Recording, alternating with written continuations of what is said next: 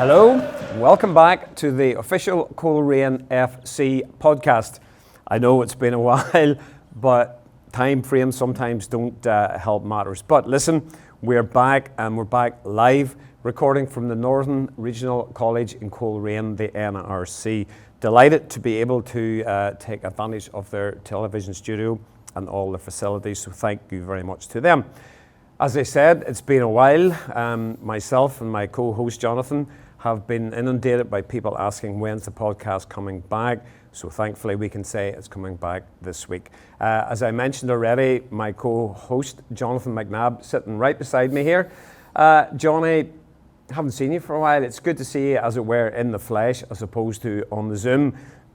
Great idea to try and expand the podcast onto TV as well as audio. I believe you were involved in trying to make this come about.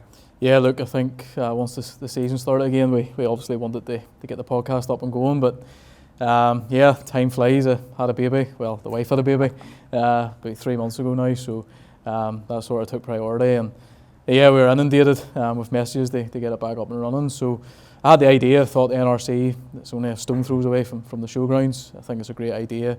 I know obviously James from the football club and everyone else, so it sort of tied in well together, and hopefully it's something that we can do maybe once a month, twice a month, and try and bring all the Coleraine news to the fans. And whilst this is obviously a video and I have a face for radio, there will still be the podcast option for people who listen to sound. So those rumours about you haggling over your fee, they're not strictly true then?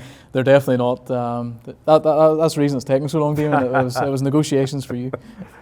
Yes, listen, Coleraine going very well. We'll talk about them in a moment or two, but I think really there's one place to start. We are recording this shortly after Northern Ireland's final qualifying game last night, and the talk all around the town and around the North Coast is about one person, Patrick Kelly, PK. A couple of years ago he was coming through at the Coleraine as a fresh-faced 17-year-old, made his senior international debut last night, coming on for I think about the last 10 minutes, 21 years of age. We've all known for quite some time of what a talent is, but I think last night people that maybe weren't aware of him finally got to see what he was all about. And I mean, big moment for Patrick, big moment for his family, Declan and Dolores, his parents, but also reflective, big moment for Coleraine Football Club.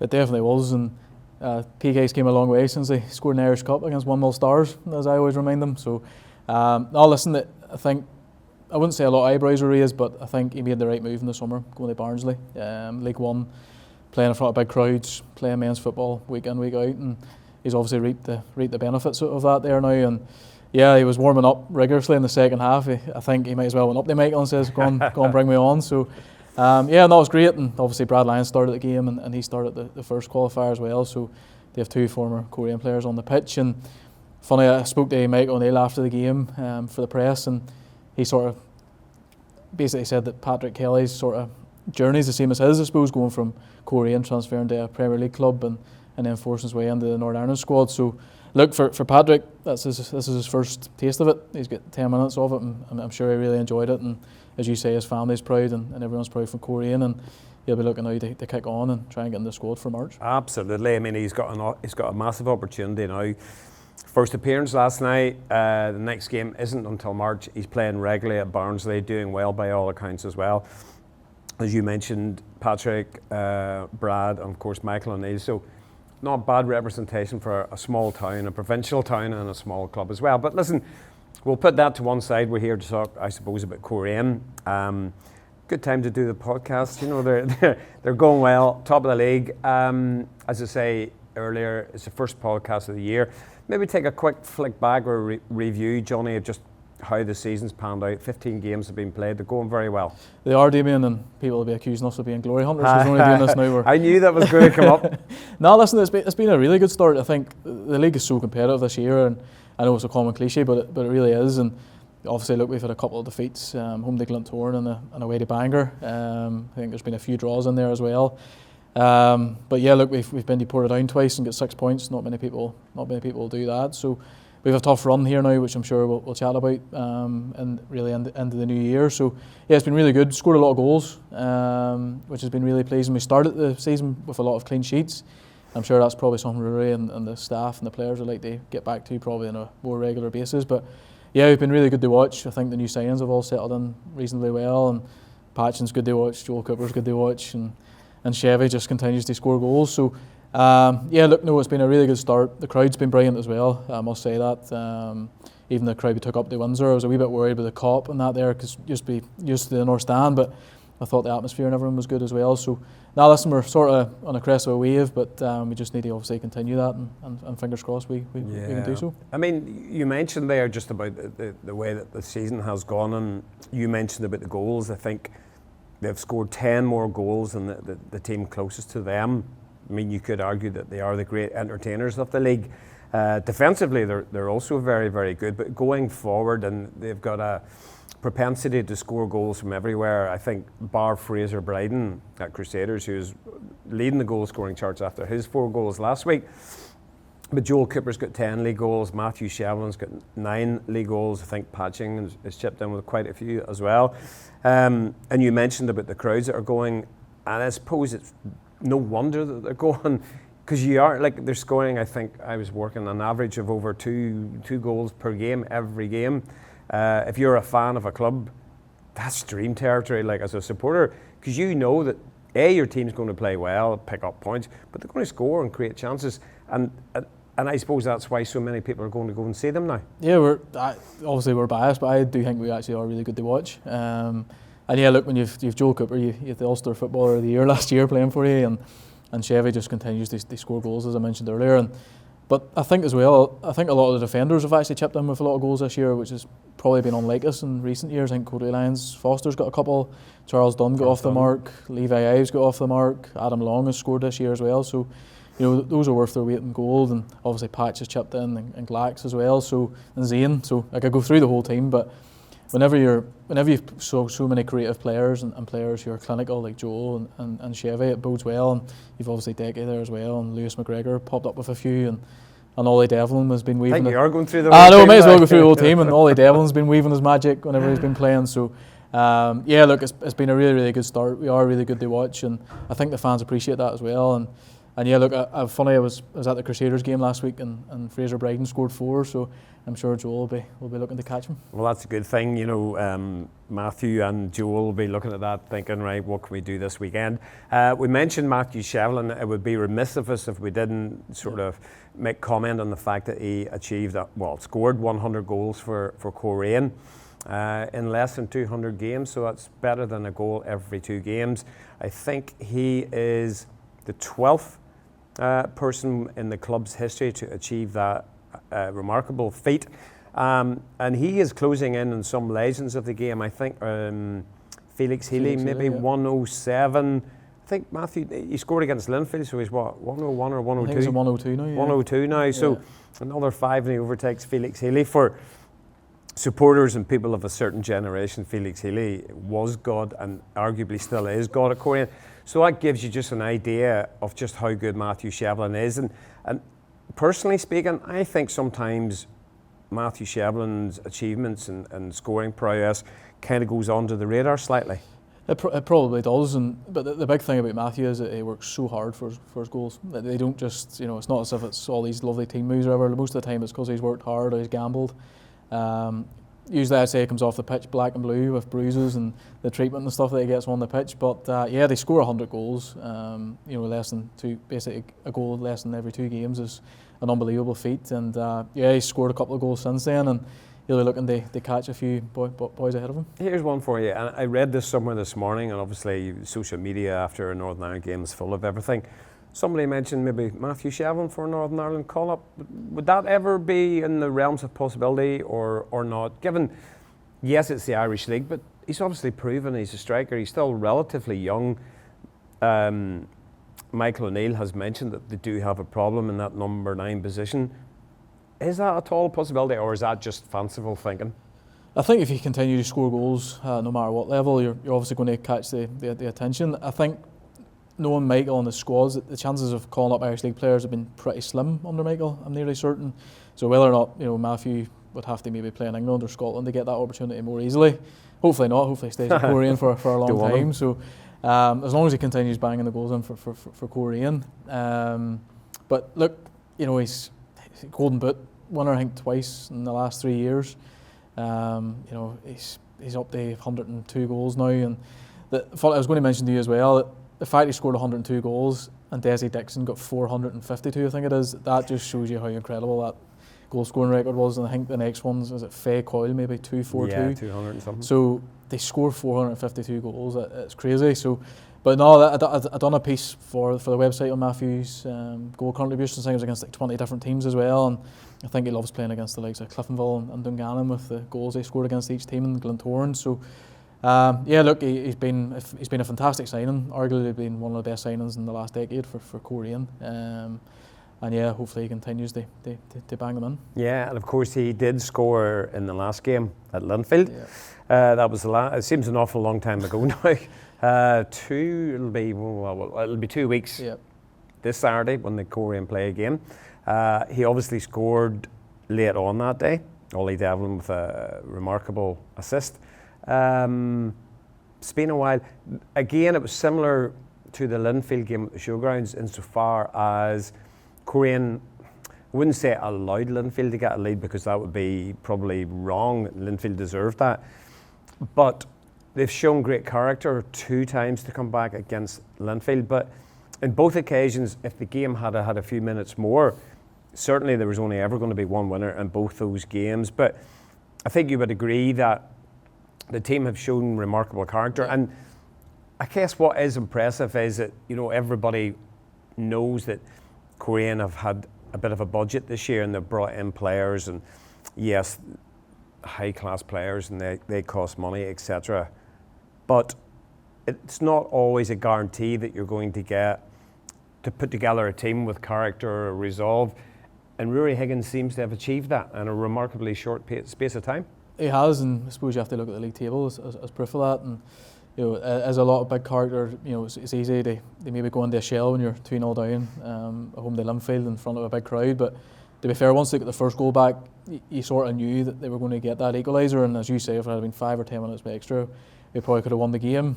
Sort of similar to the away one. I don't think we turned up for the first hour. Linfield obviously got their goal, great finish by Fitzpatrick, and the last half an hour it was just like we went into a different zone, different gears, 2 or 3 gears went up, and yeah, the goal was coming. And Devlin obviously produces a bit of magic, and Chevy's in the right place at the right time, and there was a couple of chances after that. They have maybe sneaked the winner. I think Joel Cooper may have had a shot saved. And that's right. I think Dean Jarvis might have had one blocked on the line. So Patching had a shot, Patching had a shot, and I think Linfield went down to about 9 men. So yeah, look, to me there were points gained in both of those because we were behind. And so yeah, look, I think there definitely is a lot of resilience and character in that squad, and here's hoping. I think we play Linfield maybe at the end of the year.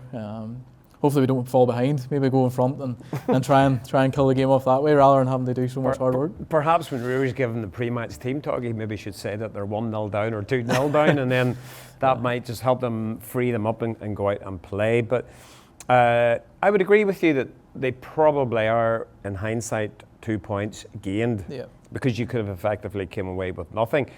And not only is it 2 points gained, but it's also taking away a possible 6 points from Linfield. Those 2 draws, I mean, Linfield are, I think, 11 points behind with 3 games in hand. So those 2 draws would have damaged Linfield more than they would have damaged Coleraine, I think. Yeah, and look, I'm of the opinion that you're better playing the games and getting the points on the board. I think, we haven't really hit winter yet, and there's going to be games called off with maybe pitches unplayable and different things like that. So I'd rather have the points on the board. Yes, look, I think Linfield is at 11 points with 3 in hand, and so everyone thinks it could be 2. But I think a couple of them games could be difficult. They might drop points and different things. And look at the rest of the league. I think Larne have gone completely on the radar this year. I don't think many people spoke about them, but they don't concede many goals. I think it's maybe only 5 or 6 they've conceded in the league. And Glentoran have done really well as well. And then you look at Bangor, they've been taking points off everybody and different teams like that. So yeah, look, the league probably doesn't really start to take shape until January, February time.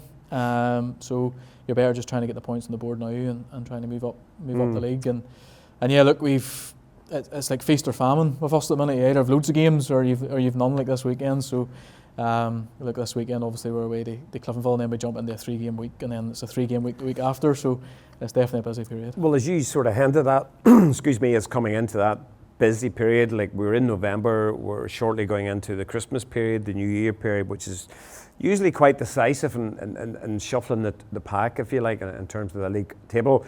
You mentioned that this weekend it starts a 3-game week. We'll look at Cliftonville first because Coleraine play them on Saturday. I was looking this morning and I knew that Coleraine didn't have a good record against Cliftonville, but I was actually very surprised when I started looking how bad the record is. I think the last time Coleraine beat Cliftonville was August 2022, over 3 years ago. 15 games since then, Johnny, without a win. I think it's 7 draws, 8 losses.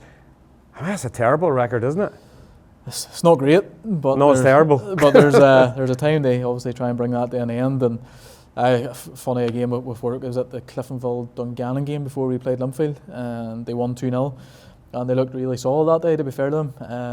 And they were able to bring on Joe Gormley from the bench. So when you have that royalty to do that, it's like a cheat code, I suppose. But yeah, look, we don't have a great record there, in recent years. But a lot has changed in those years. There's been, I think that was 2022 was probably under Warren and different things like that. So a lot has changed, and it's just one of them things where you just have somebody has a hoodoo against you. I remember Ballymallard must have been unbeaten against us, felt about 50 games, and then we just went on a winning record against them. So yeah, look, it's a one-off, it's a one-off league game, and there's no reason why we can't go and get a win there. Yeah, and I know, like, you and I maybe speak to Rory on Thursday at his weekly press conference or something, and we'll mention that, and I know what his stock answer will be.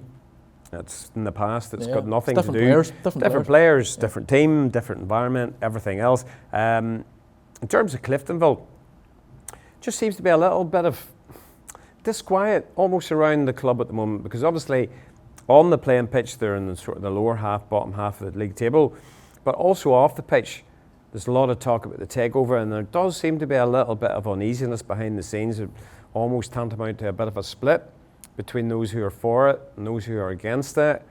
Just doesn't. Traditionally, we always have seen Cliftonville, they're always very united as a club, as a playing fan base, everything else.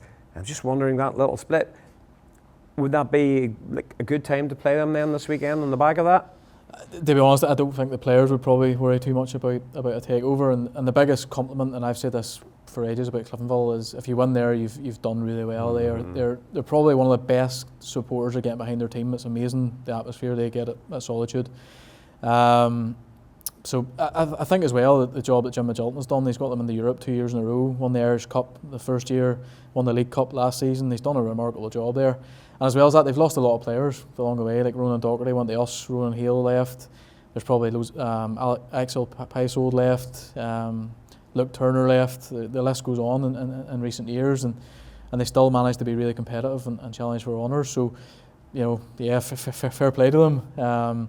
But here's hoping they don't have such a good afternoon on Saturday, and we can go there and get the 3 points. Yeah, it'd be such an important game to pick up 3 points, wouldn't it, as well? Because difficult place to go, difficult team, as you say, good players. At the start of a busy week, a 3-game week, if you could pick up that 3 points against Cliftonville, immediately gives you a little bit of a buffer going into Larne, I think it is, home on Tuesday, and then away to Crusaders on the following Saturday. But if you could go to Solitude, pick up 3 points, that just gives you a bit of momentum, doesn't it? That you can then go into the Larne game and the knowledge that you're on course still for what you want to achieve. Yeah, it does, and there are three difficult games in isolation, and I know Rue and the players will just be looking at the first one at Cliftonville, and yeah, as I mentioned earlier, it's a tough place to go, and if we are to pick up a win there, we'll know we've definitely worked hard for it, and yeah, we're overdue one there, so fingers crossed that we can leave there happy. And it always seems that we always play at Solitude for some reason, whether it's cup games or league games, and I think we played there earlier in the season. It was a 0-0 draw. Yeah. Not much between the two teams, so I think Cliftonville have a few boys maybe injured as well. I think Reece Campbell and Shea Corrigan and guys like that are injured long term, but they still have a lot of quality in their team. I think Rory Hale's a smasher, and Ryan Curran's had a bad knack of scoring against us, and different players like that. So but listen, we just have to concentrate on ourselves and fingers crossed. And they have a lot of young players also as well. But given the fact that they have injuries and the players have left, they've obviously maybe don't have the money that maybe other clubs have, so they've had to try and bring on the youth. But that's something that Coleraine have been doing as well, and quite effectively. You mentioned, or what do you call him, Wee Oliver, Devlin. You've also Tiernan Brawley, there's a number of others as well. And they've all had a bit of a chance this year. Obviously, Ollie's grabbed the headlines with his performance, particularly at Windsor. But they're not just there to make up the numbers, and I think Rory has said that in the past himself. They're not just there as a token gesture. If you're good enough, you're old enough, and I think fans like to see that too, don't they? They like to see young players, local players if possible, coming into the side. I think there's probably that element of, yes, we've invested heavily in the playing squad, but fans still want to see a local identity there. And I suppose like Tiernan's obviously McGilligan, and I think Alex might be Belfast, and Cade is Derry, Londonderry, and obviously Oliver, I think it's the same. So whilst they're not obviously from Coleraine, they're not too far away, but they have had a massive impact. And I was at the Northwest Cup semi-final against Limavady, and I just enjoyed watching them. I just enjoyed watching it as a fan. I thought it was so refreshing, just the way they were moving the ball. And Tiernan Brawley's second goal is one of the best strikes I've seen in donkeys. Just literally postage stamp top corner, and yeah, he's a smashing player too. So yeah, they've all played a part. They've all been involved in a lot of match day squads, whether that's been the league or the cups. And I still expect them to be, I think, between now and for as long as they're here. And the good thing about it is too, they all play different positions. I think Alex can obviously play right back, centre midfield. Cade's a big centre half. Tiernan Brawley can probably play around the midfield, and same as Ollie. So it's great that conveyor belt's coming through. And Big Aaron Hoey-Kemp as well has done that a few times and been on the bench. So no, it's good that there's definitely that next sort of generation that's ready to step up. Is that something that the club are looking at? Because obviously we mentioned in the investment and the players coming in, and that's good because they're ready-made players. They can come in and hit the ground running and stuff. But I think Henry and that, and possibly Rory as well, I've spoken in the past about, whilst it's good to have those players at your disposal, bringing in players that are already made up, like Joel Cooper, for example, but being able then to sort of focus on the younger players down the line. It's not just a short-term thing for this year to try and do well. You're looking at 2, 3, 4, 5 years down the line. The likes of Ollie, Devlin, Tiernan, Brawley, if they're still at the club, all are ones that are currently in the academy. That gives you that stability for the next 4 or 5 years. It does, and the more they play, and their value goes up, and hopefully they can go on and progress their careers in England and Scotland. I think Linfield are a bright example of that. Obviously, Callum Marshall's the first guy that comes in my head because he played for Northern Ireland last night, and he started with Linfield, and Charlie Allen was the same. They went on to Premier League clubs, and that brought in income to Linfield. And yes, look, obviously we've invested in our squad, but if we can develop our own players and sell them on and bring money in, and whilst improve their careers as well, it's a win-win for everybody. Ollie Devlin's stocks just rising the whole time, I think, isn't it? 300 million, and we'll chat. But no, listen, that should just about cover it. That will cover his right leg. No, he's just a breath of fresh air, and I think everyone talks about the assist against Linfield, and rightly so, big game, Windsor Park and everything else. But his goal that was given as an own goal against Armagh City, I've seen a different angle to the one that went on the club socials, and it's just ridiculous. It's low centre of gravity. It's like as if there's nobody near him. And it's like as if he's playing outside with his mates. It's ridiculous how low centre of gravity and how good he is. But as Rory said, he needs to kick on, keep putting the head down and progressing. And it's going to get to the stage where he's probably going to be on the bench, and there's going to be calls to bring him on and stuff like that because of how well he's done. But that's testament to him, and it's testament to obviously whoever brought him into the club. I'm sure it was Rory or someone in the background. But it's difficult too with a young player, isn't it? Because we all seen him and we all know how good he is and how much potential he has. We all want to see him playing, but at the same time we have to be mindful he's 17. You can't give him too much praise. It's all about trying to protect a younger player. We'd all love to see him starring every week, but that's not not realistic, or it wouldn't be fair on him for a start, because he is 17. It's a difficult position and difficult league to play in. But yeah, you just like to see a bit more of him, wouldn't you? Yeah, like Rory said, they can't keep him a secret anymore, and that's just it. You know, he came on and 5:30 kick-off in front of the BBC cameras and done a bit of magic that got Coleraine a draw, and he done it previously, and for the first team against Armagh there was an assist against Cliftonville for the 20s. So you can't hold that in forever with the world of social media and everyone else. But look, you mentioned the age is just a number, and if he's good enough in training and he's good enough in matches, it could be no other choice but to play him if that occasion arises. But yeah, there's definitely a protection level there as well. Yeah, there is. But like Rory has said, that, those young guys, the quartet that played, I think in the League Cup game, they train every day with the senior pros, and the senior pros, there's respect for them. They're treated as yeah. That's that's all you need to know. Yeah. If the senior pros, the likes of Charles Dunn, who has played at a high level, if he's able to sort of give respect to Ollie Dowling. Well, it was evident after the Linfield game when the Charles celebrations. Put forward as you mentioned earlier, and that was a great point. They're not there to make up the numbers. They're not there just to beef up the squad and fill the 18. The match day squad with 11 starters and 7. They're not. They're there to be involved, and it would have been very easy for Rory maybe not to have brought Ollie on in front of a big crowd and an environment away to Linfield, but he did, and it's obviously been repaid. Yeah, that's a good point. I mean, it would have been easy, wouldn't it? Because you're thinking, he's 17, not really. But what does that tell you about Rory Higgins and his coaching team, about their application or their attitude to games or their management style? They have been quite bold. I mean, I remember the Linfield game at home, 2-2 it finished. Half-time, he made 2 changes at half-time.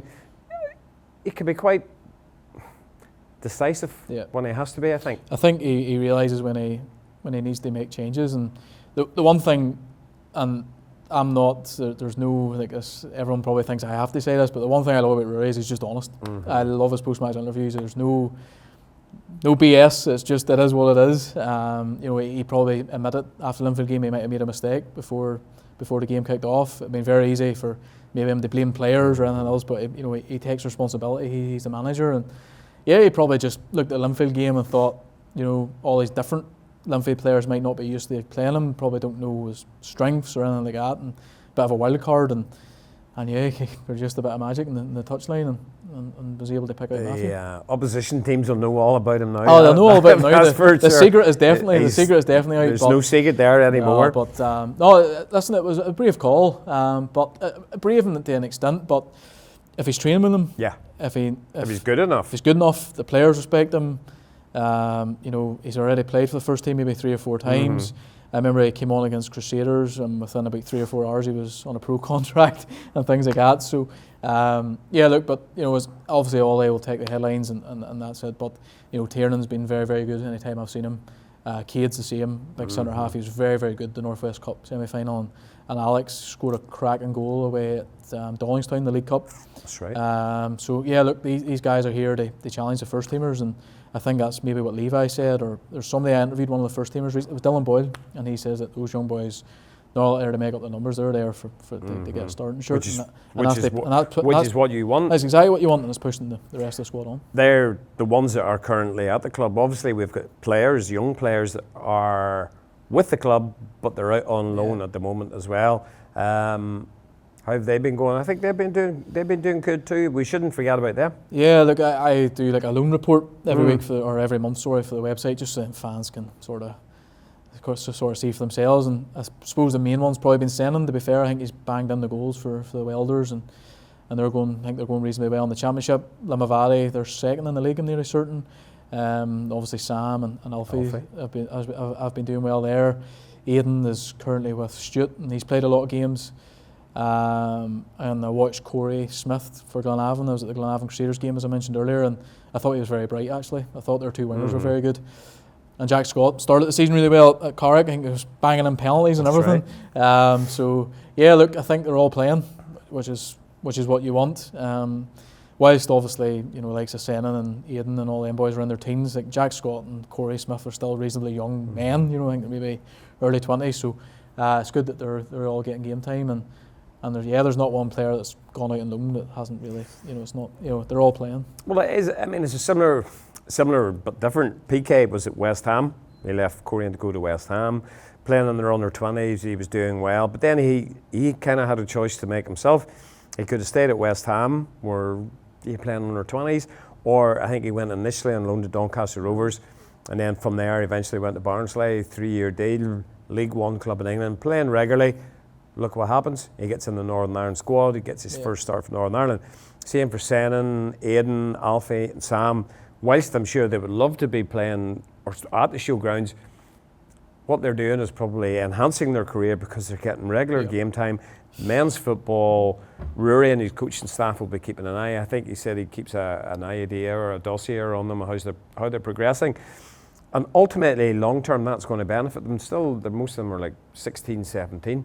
Which is no age. Yeah, no, 100%. And men's football matters. It's different playing 20s, and that's no disrespect to 20s. But if you're playing for Limavady and trying to get them promoted to the Premiership, the likes of Sam and Alfie are going to learn so much from that. But they all are. They're all playing Championship. Well, the 4 younger ones are all playing Championship level, which is a really good standard. And then obviously you've Corey and Jack aiming to impress in the Premiership. So, no, yeah, look, they'll learn so much from that. And that's obviously what the loan arrangement's for. And yeah, look, it'd be great if they're all involved. Probably the first team, that's probably what they were looking for. But I think on reflection, especially the 4 ones at the Championship level will be getting their benefits from playing. Yeah, you could mention the squad. The squad at Coleraine at the moment, it's a very, very strong squad. We have the players that are playing. There's also ones that are injured as well. There's a number of guys that are out long term. So you put them together with who you have, the guys that are out on loan. It's quite a big squad. And then January transfer window's coming as well. Do we envisage that there may be movement in January, maybe ins, outs? Do we know, or do you hear anything? I think in general, I think all clubs are the same. If something comes up that's better than what you have, or you feel you can add to the squad, I think Coleraine will definitely be interested. I look at the squad, I don't see too many weaknesses in it, Damian, to be honest with you. I think we've so many players, come back within the next few weeks and months. I think Jamie McGonigal won't be too far away. Connor Murray shouldn't be too far away from what I've gathered. You've Stevie Fallon who's just returned. So you've a lot of numbers there.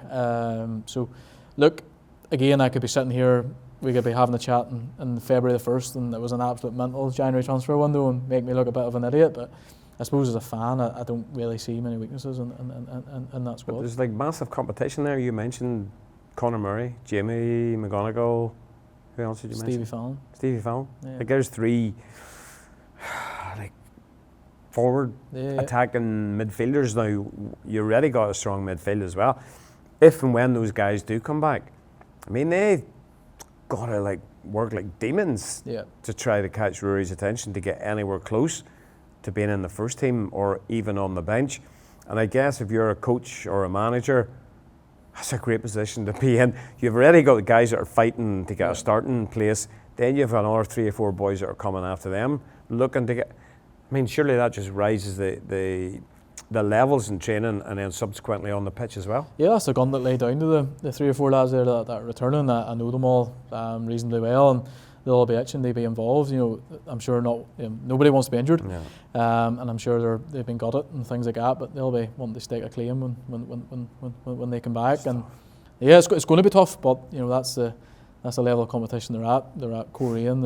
It is what it is, and regardless of what club they're at and they're coming back from injury, they'd obviously want to come back and play. So, they're going to have to obviously work hard. I suppose the only thing is that we mentioned a little bit earlier in the podcast, the fact that there are so many games coming up that it's going to almost take a full squad. Like in any league, in any division in the world, it generally tends to be the larger squads can sustain and last the course and distance slightly better. There are maybe teams that have a good starting 11, but when you sort of go down the levels and onto the bench and the reserves, maybe don't quite have. Coleraine, on the other hand, seem to have that. And with the guys coming back, it's probably a good time for them to be coming back, coming into December, into January, busy period. Other people will take up injuries and suspensions. So it's a good time to have those players coming back into your squad. Of course. I think there's maybe 7 or 8 games now between the start of next year in all competitions, and you're going to need a big squad. Funny you mentioned the bench. I think we played somebody at home there the other week. I think the bench had something like Adam Long on it, Cody Lyons-Foster, Lewis McGregor, Declan McManus, Ollie Devlin, and somebody else. I think Rowan McDonald, and maybe I mentioned him. There's somebody else on the bench. It was a crazily strong bench, and then you've the 3 or 4 lads that we've just mentioned who shouldn't be too far away from what I've gathered. So yeah, look, but you mentioned it, competition for places is what you want. All them players will be striving to be involved and you know to be involved in the team and fight for the place, and yeah, it probably helps. You know, obviously we're in 2 competitions at the minute, and the Irish Cup rolls around at the start of next year. So yeah, look, a lot of games, and it's going to take a big squad effort. That is.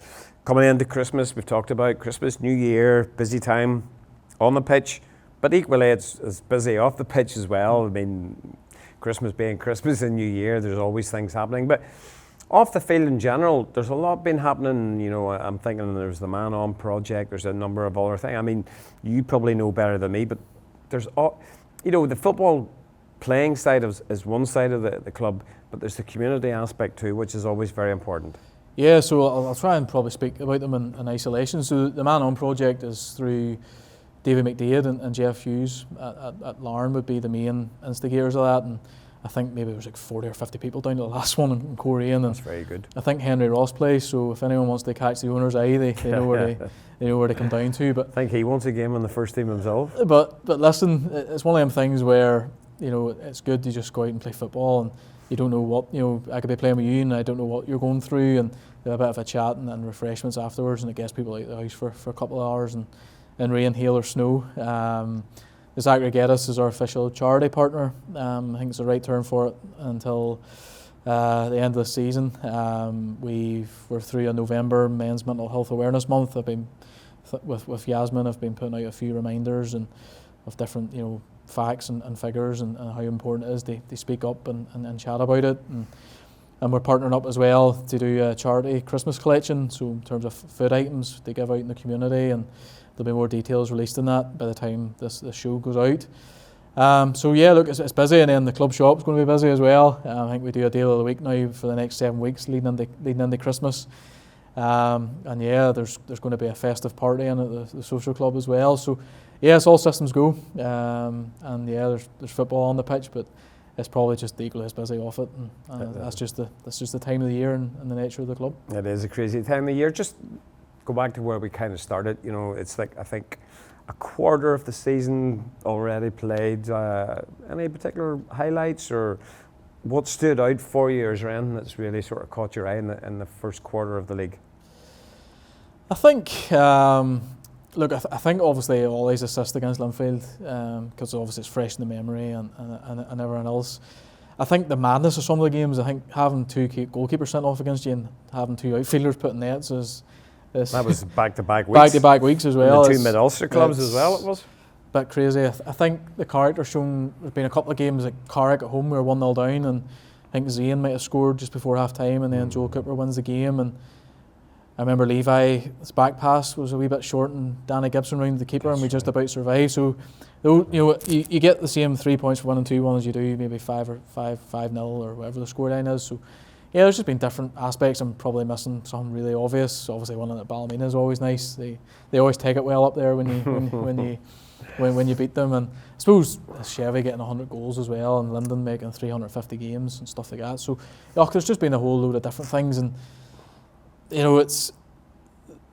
I look back as being obviously the club's media officer, and you just have met so many different players in the last 2 years. It's just been crazy, and but they've all gelled really well, and that was probably my fear. Not fear, but yeah, I know you just don't know how it's going to work out. But I think they all seem to get on. It's, you know, they're going well at the top of the league, and they're fighting for each other. I think that's the thing that's impressed me the most, was because we all knew that there was investment in the summer, and you were getting players coming in and from all over the place. And to me, where Coleraine are, they are almost quicker than I would have anticipated they were going to be. I mean, they're sitting top of the league. I think it's a couple of points, 4 points ahead. Obviously, Larne and Glentoran both have 2 games in hand, but Coleraine are sitting with a 4-point advantage. scored a heck of a lot of goals. But I just think, for me personally, they seem further down the road than I would have thought they would have been at this stage.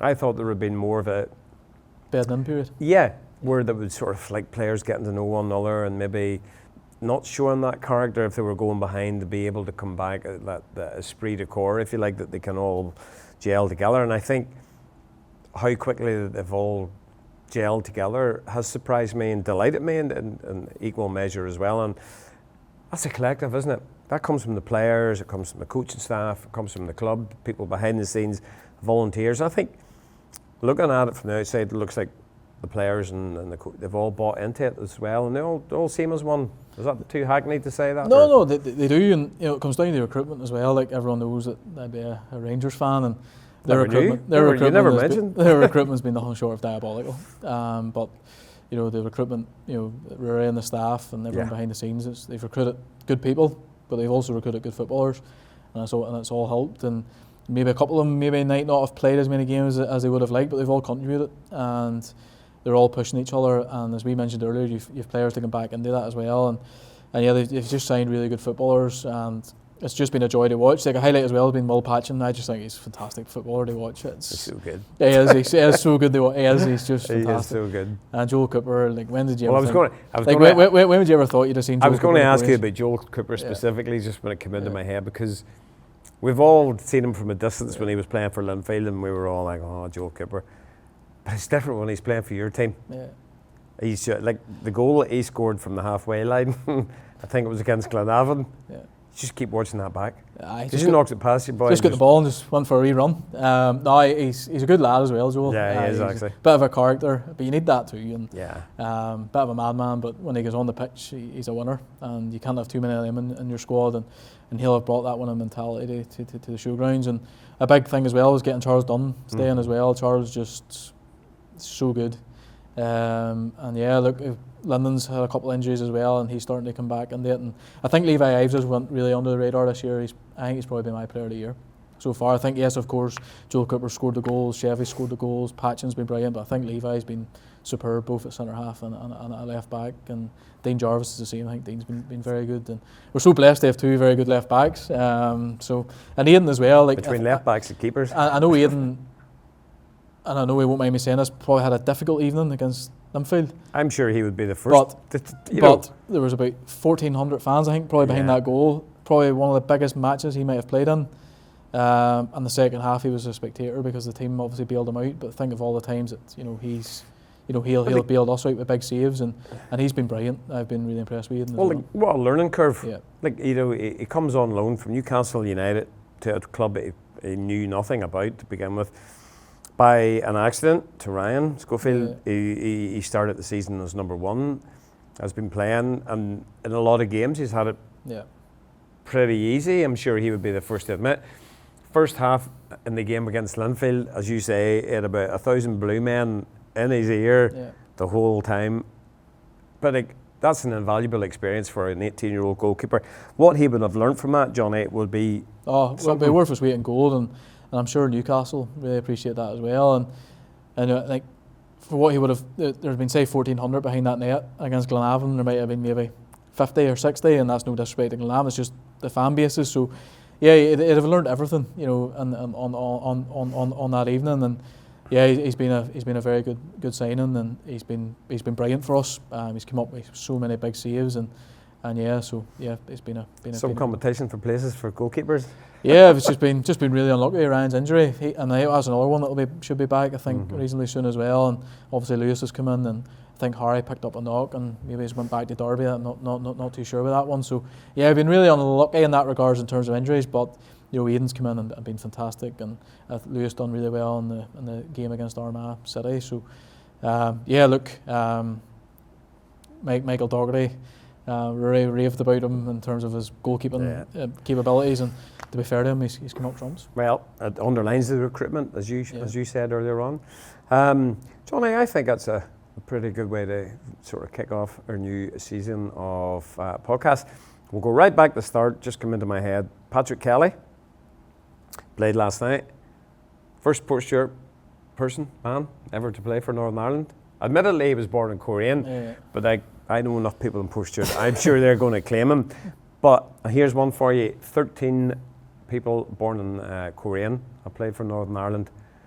There's a quiz question for any of the podcast listeners. I'm sure there's plenty of people out there that will be able to rhyme off 13. I can see you're already thinking. But listen, thank you for your time. Thank you to the Northern Regional College here in Coleraine, to all their staff. I think it's been a great exercise this afternoon. Not only do we get the audio podcast, but we will also have the visuals. Great time to be a Coleraine supporter, as we mentioned, top of the league, going very well.